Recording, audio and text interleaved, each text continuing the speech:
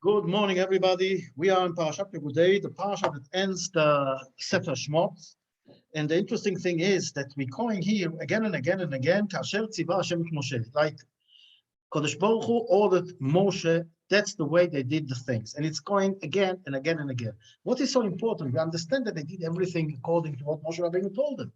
But this is this thing that we're talking about, Chacham Lev, the wisdom of the heart, and the power of the heart, the love that comes from the heart, doing things, as we said and talked about it before. The idea is that you need the knowledge and you need the heart, and you have to combine them together and do it. It's not enough to know and to love, it's also an action, needed an action. And the point is that even though we have the heart and we have the knowledge and we putting it all in action, there is still one thing that we have to do. Everything according to what God wants us to do. Kasher Tziva Hashem et Moshe. Why is it so important?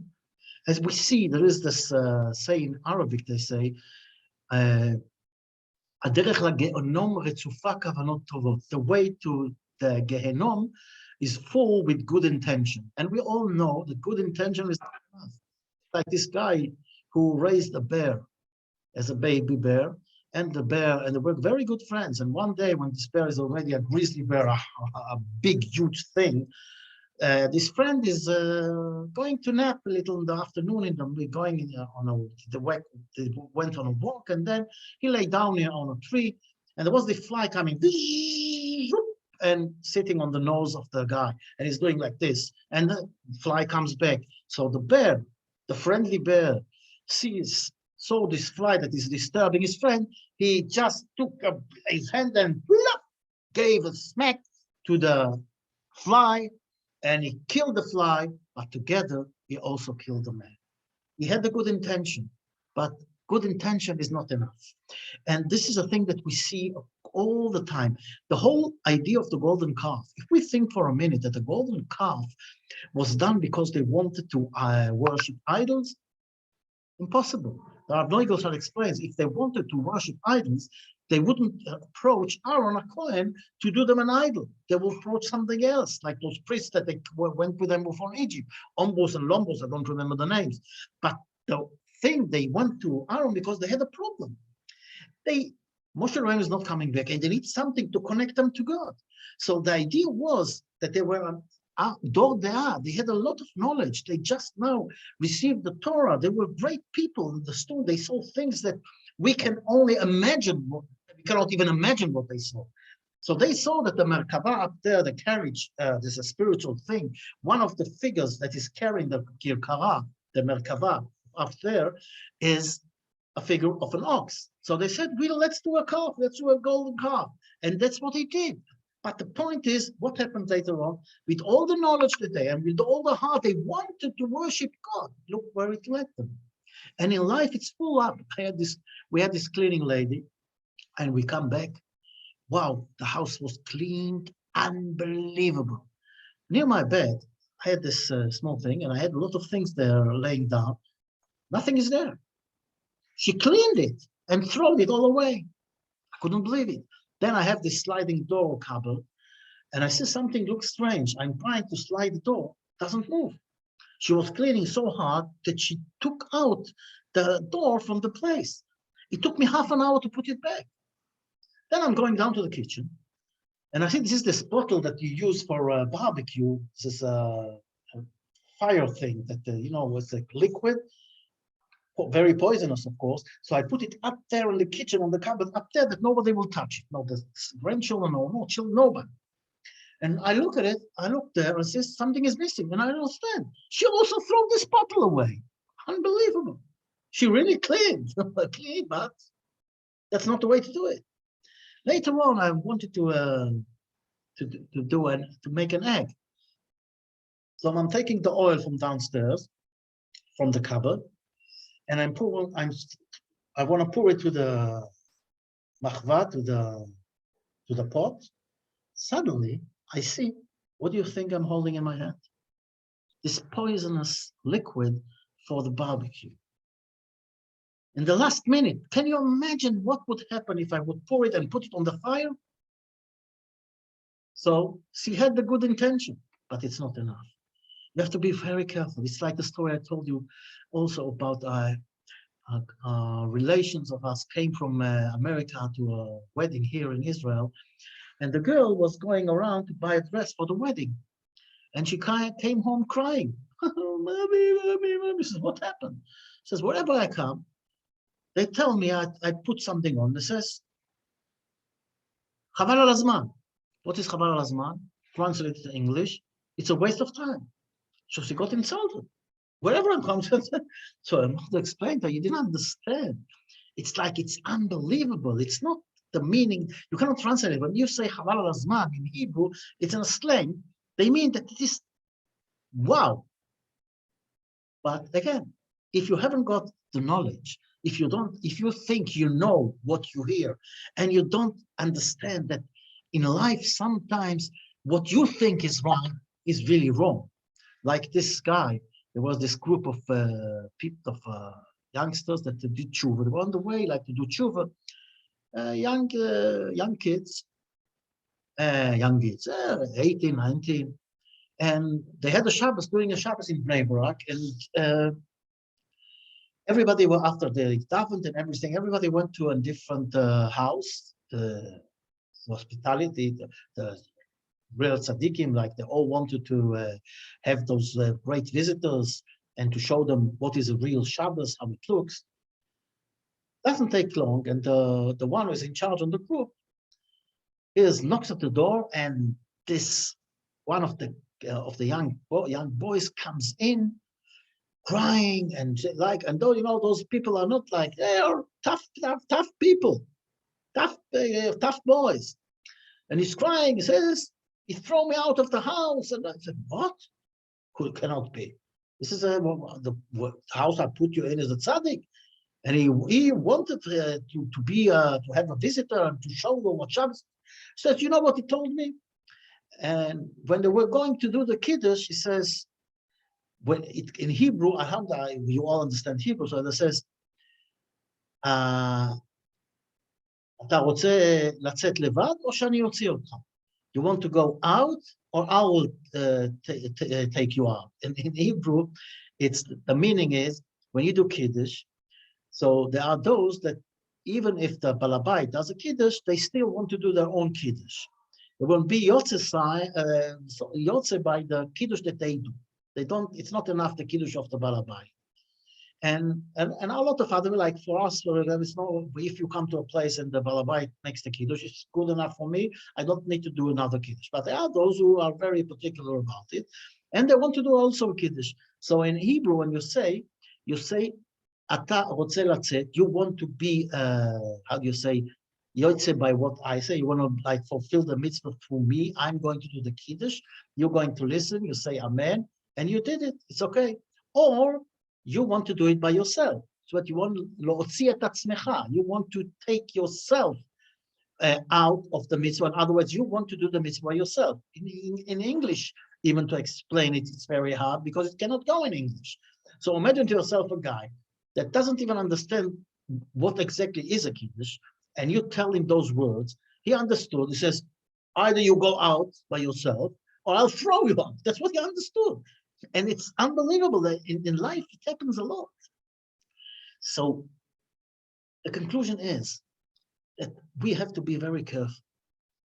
And we need the knowledge and we need the heart. Because the knowledge without the heart, the chokhmah without the lev, it's no good.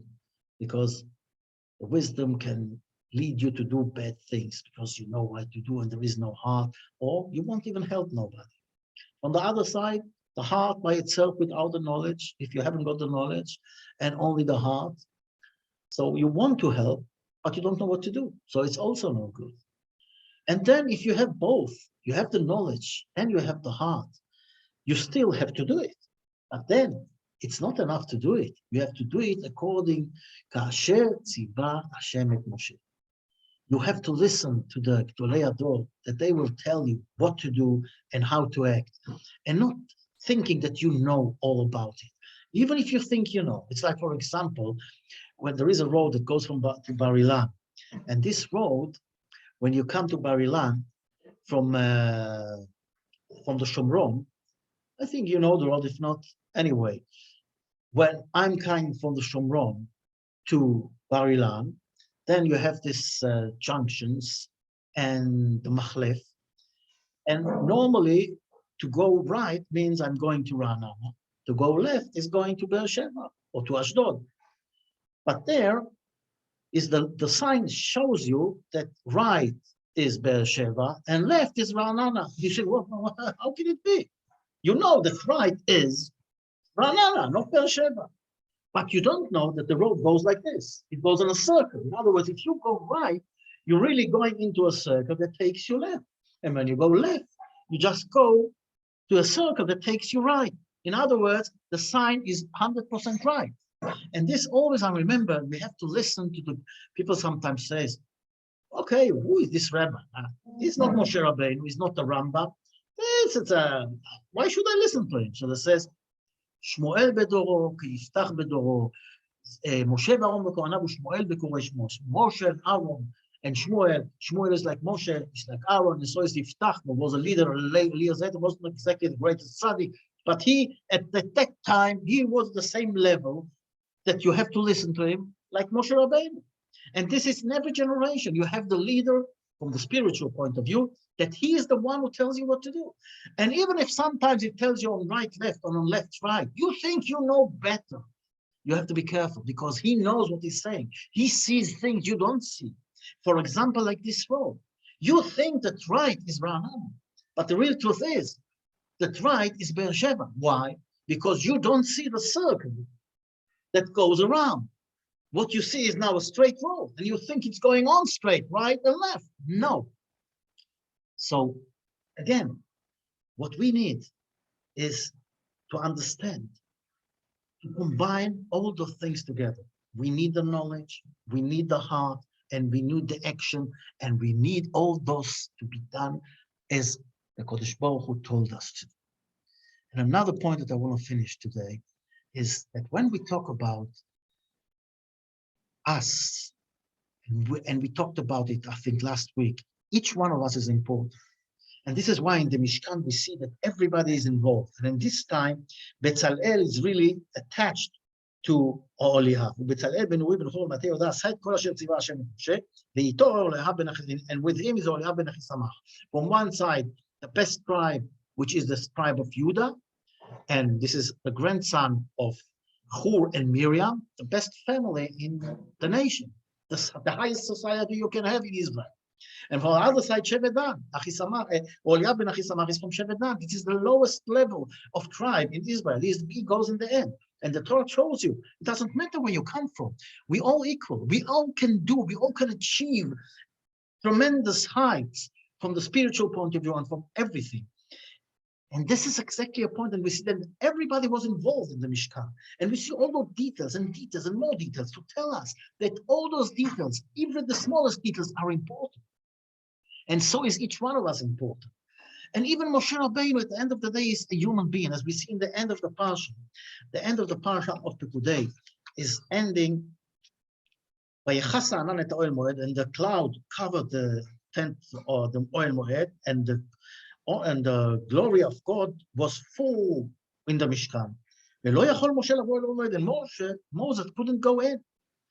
And this is the way that our Parsha, the whole Sefer Shemot, is ending. So you think together, Moshe Rabbeinu cannot go in the Mishkan?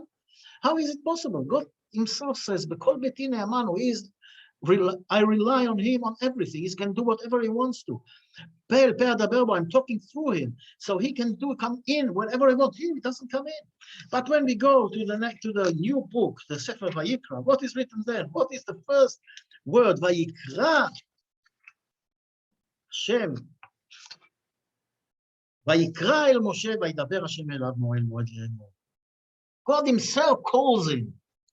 So why do we need to end Sefer Shemot in a way that Moshe Rabbeinu is disconnected from God? He cannot go in.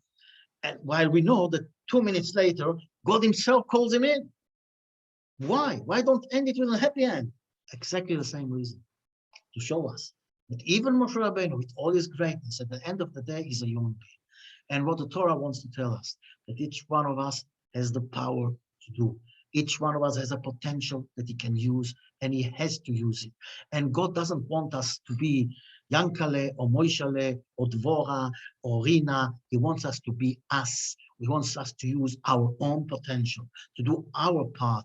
And only if we do our part, we can combine this whole puzzle together to build this thing that is called Am Yisrael, to build the Mishkan, to build this sanctuary inside us. If we are all together, each one of us is doing his own, using his own potential to help and to be a part of this big thing that is called Am Yisrael.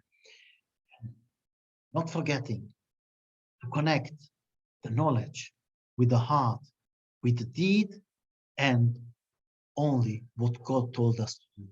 Because we don't always know what is waiting for us in the end.